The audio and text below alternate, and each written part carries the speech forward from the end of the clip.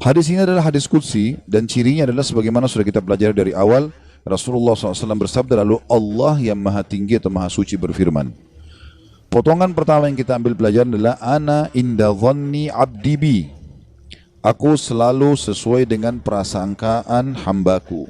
Ini kalimat penting sekali teman-teman sekalian. Selalu dengan prasangkaan hamba. Jika dia berprasangka baik kepadaku, maka dia mendapatkan kebaikan itu. Dan jika dia berprasangka buruk, maka dia akan mendapatkan keburukan.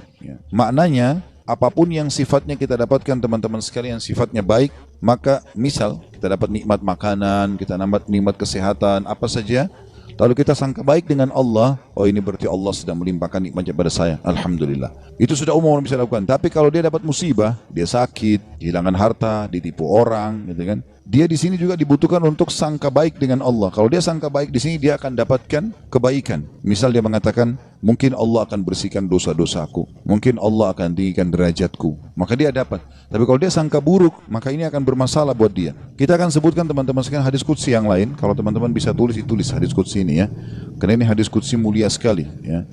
Kalau saya subhanallah selalu merasa gembira sekali dengan mendengarkan hadis qudsi ini ya. Dan hampir setiap hari hadis ini selalu saya ulang-ulangi teman-teman sekalian. Saya ulangi, saya baca lagi, saya renung lagi, dan seperti sebuah hiburan yang tidak akan pernah ada habisnya. Karena ini hadis qudsi, hadis sahih di mana Allah Subhanahu wa taala menyampaikan kepada kita berita gembira tentang orang-orang yang mau berprasangka baik dengan Allah. Allah berfirman, wahai anak Adam, artinya kita semua manusia dipanggil. Jangan pernah engkau takut kepada siapapun yang mempunyai kekuasaan, selama kekuasaanku ada.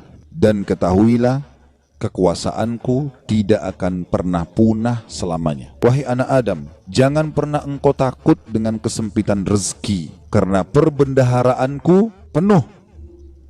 Dan perbendaharaanku tidak akan pernah punah selamanya. Wahai anak Adam, ini potongan yang ketiga dari hadis. Kalau tertinggal langkahin dulu, nanti kita kembali. Jadi Allah Subhanahu wa taala tidak mau kita capek ya. Di sini dikatakan Allah berfirman, hai anak Adam, aku ciptakan kamu untuk beribadah. Maka jangan engkau main-main. Aku menciptakan engkau untuk beribadah, maka jangan kamu main-main. Tadi potongan pertama, kalau ada yang tertinggal silakan. Wahai anak Adam, jangan engkau takut pada siapapun yang mempunyai kekuasaan selama kekuasaanku ada, dan kekuasaanku tidak akan pernah punah selamanya. Kemudian potongan kedua, wahai anak Adam, jangan pernah engkau takut dengan kesempitan rezeki, sedangkan perbendaharaanku penuh dan perbendaharaanku tidak akan pernah punah selamanya. Wahai anak Adam, aku ciptakan untuk beribadah, maka janganlah engkau main-main, dan aku tentukan rezekimu, maka tidak perlu kamu capek. Tentu anggota tubuh kita bergerak, hati kita bertawakal ya. Aku ciptakan engkau untuk beribadah, jangan engkau main-main, dan aku tentukan rezekimu, maka tidak perlu engkau capek. Demi kemuliaanku dan keagunganku, jika engkau ridho terhadap pemberianku, maka aku akan tenangkan jiwa dan ragamu. Jika engkau ridho ya, terhadap pemberianku, maka aku akan tenangkan jiwa dan ragamu. Jika engkau tidak ridho dan engkau akan mulia di sisiku, Jika engkau tidak ridho, tadi ya, demi kemuliaanku dan keagunganku, jika engkau ridho dengan pemberianku, maka aku akan membuat jiwa dan ragamu tentram, dan engkau akan mulia di sisiku. Tapi jika engkau tidak menerima pemberianku, maka aku akan membuatmu mengejar dunia. Nanti kita ulangi lagi ya. Dan jika engkau tidak menerima pemberianku, maka aku akan membuatmu mengejar dunia, seperti hewan buas yang sedang mengejar mangsanya di padang pasir. Kemudian tidak akan datang kepadamu kecuali yang sudah aku takdirkan. Jadi kalau kita ridho dengan apa yang Allah berikan, Allah akan buat jiwa kita dan raga kita tenang. Lalu kita mulia di sisi Allah. Tapi kalau kita tidak ridho terhadap apa yang Allah berikan, kenapa ya saya begini ekonomi saya, kenapa ya muka saya begini, kenapa ya badan saya begini, kita berkeluh kesah, maka Allah SWT mengatakan, aku akan membuatmu mengejar dunia seperti hewan buas yang sedang mengejar mangsanya di padang pasir. Kemudian tidak datang kepadamu kecuali yang sudah aku tentukan juga. Makanya capek sekali. Jadi orang beriman itu santai saja. Dia akan dapat semua apa yang Allah janjikan. Tidak perlu capek-capek. Nah, orang yang mengejar dunia berlebihan, justru orang kena tidak bisa menerima takdirnya Allah, atau tidak ridho dengan pembagiannya Allah. Wahai anak Adam, aku telah menciptakan langit dan bumi, dan aku tidak pernah sulit menciptakan keduanya. Maka apakah kau pikir aku akan sulit untuk mengurus rezekimu? Wahai anak Adam, jangan pernah engkau minta rezeki untuk esok hari, sebagaimana aku tidak pernah meminta kepadamu amal esok hari. Wahai anak Adam, sesungguhnya aku mencintaimu, maka atas hak itulah cintailah aku. Kita ulangi hadisnya. Allah menyebutkan dalam hadis qudsi, wahai anak Adam, jangan pernah engkau takut dengan siapapun yang berkuasa, raja, presiden, siapa saja, selama kekuasaanku ada, dan kekuasaanku tidak akan pernah punah selamanya. Wahai anak Adam, lanjutan yang potongan duanya, jangan pernah takut dengan sempitnya rezeki, sebab perbendaharaanku banyak, penuh, dan perbendaharaanku tidak akan pernah habis selamanya. Yang ketiga, wahai anak Adam, aku telah menciptakan engkau untuk beribadah, maka jangan bermain-main, dan aku juga sudah menentukan rezekimu, maka tidak perlu engkau capek. Jadi di sini anggota tubuh kita berusaha, hati kita bertawakal.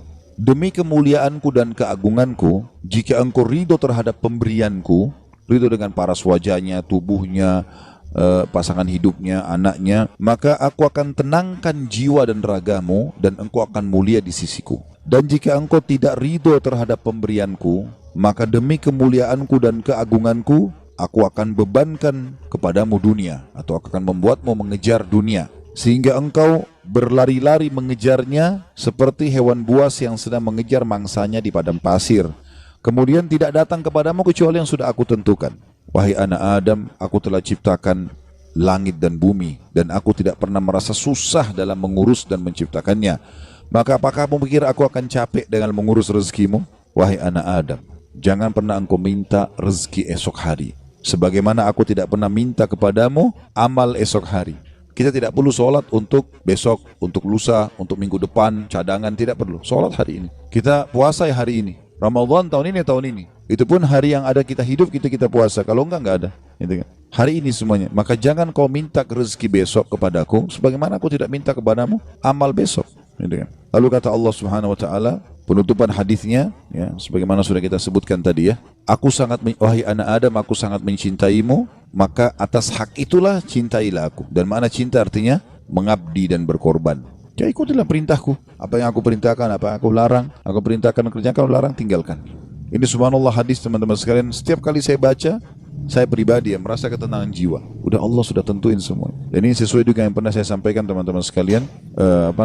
Hadis yang perkataan Hasan Basri rahimahullah yang mengatakan, aku selalu tenang dan senang dalam kehidupan dunia karena dua hal.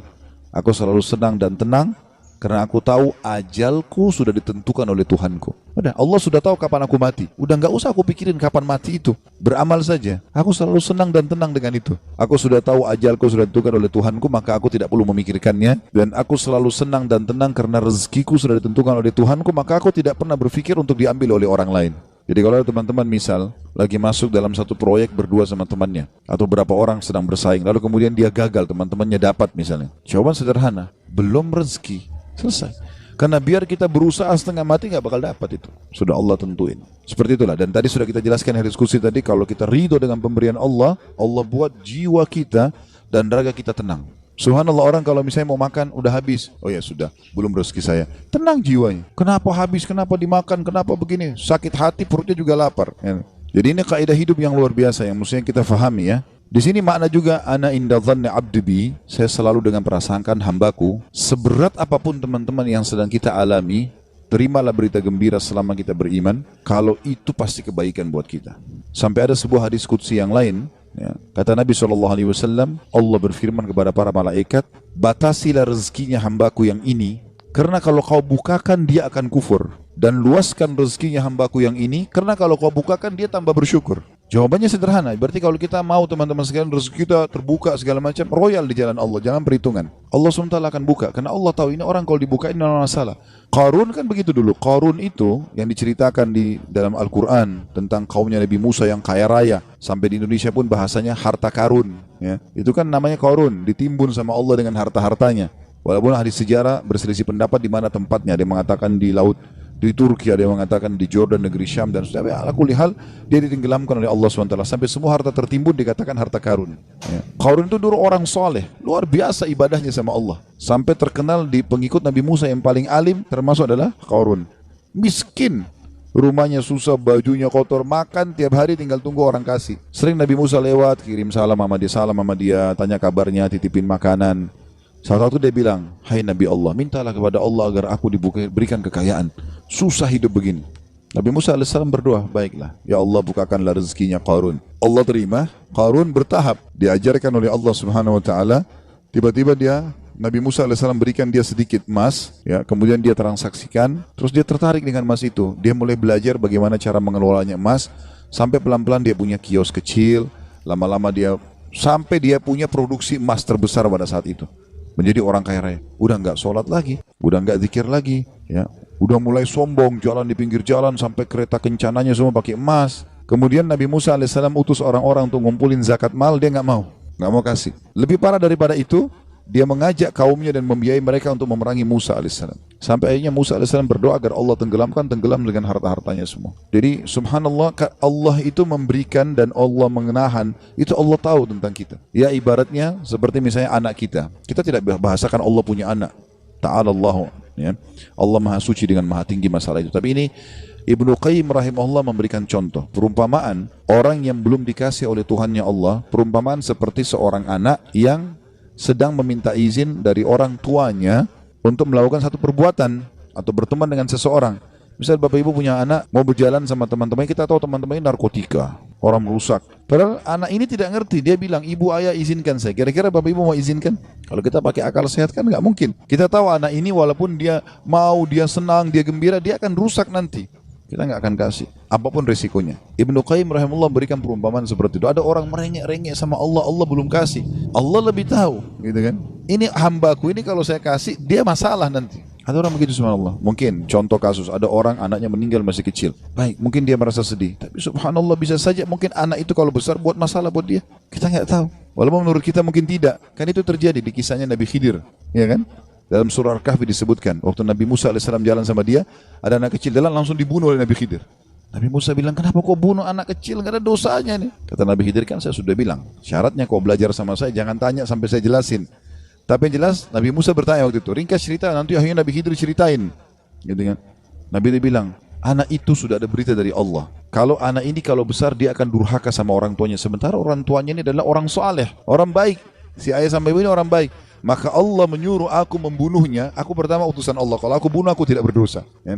Itu anak ini meninggal belum balik, berarti dia juga masuk surga. Orang tuanya digantikan oleh Allah anak yang soleh. Hamil lagi ibunya setelah itu.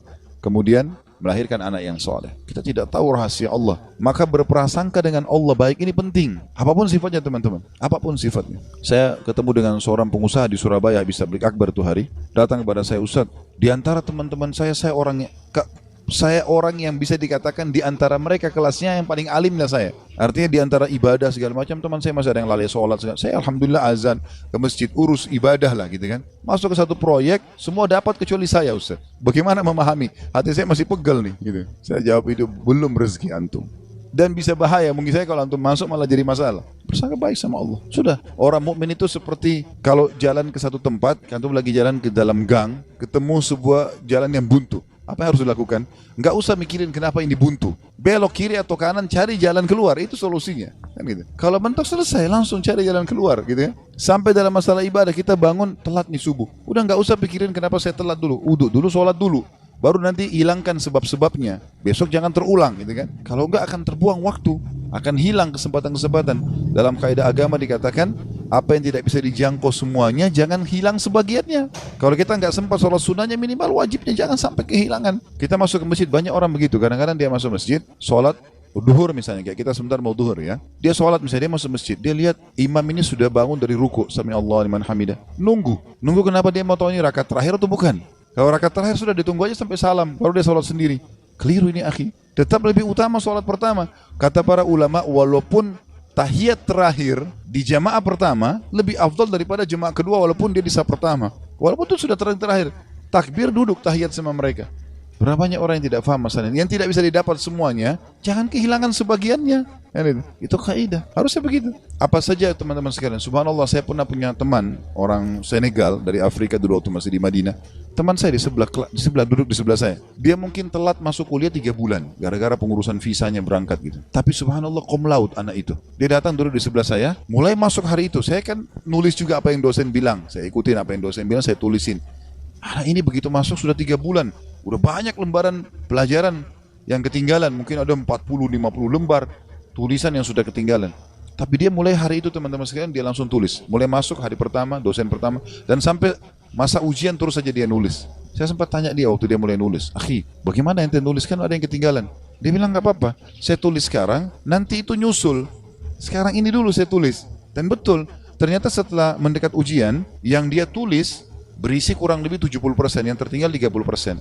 30% itu disusul sama dia, diambil tulisan teman-teman yang sudah ada baru disusulin. Jadi yang tidak bisa dijangkau semuanya, jangan kehilangan sebagiannya, kan gitu. Ada orang begitu, subhanallah, ya. Lewat waktu sholat duha sudah kepepet, sudahlah nggak apa-apa, nggak usah deh, besok aja. Jangan, sekarang, walaupun cuma 2 rakaat, gak ada masalah. Jangan kehilangan semuanya. Maka itu kejelian